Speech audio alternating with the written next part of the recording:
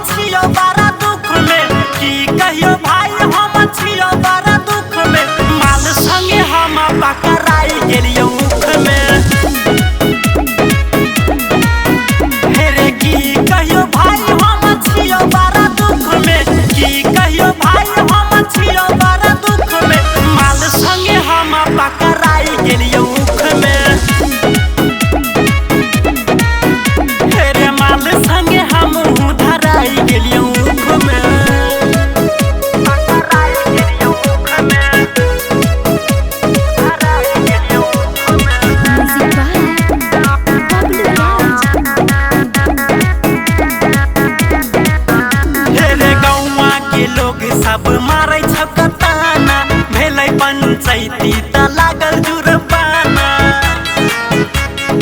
अरे की कहियो रे गौवा के लोग सब मारै छकताना भेलै पंचायती त लागल जुर्माना।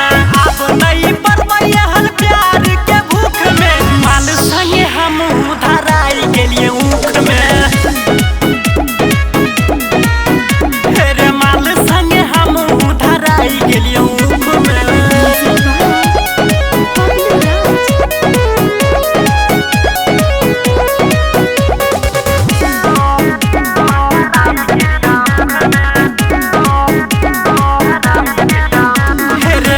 बाप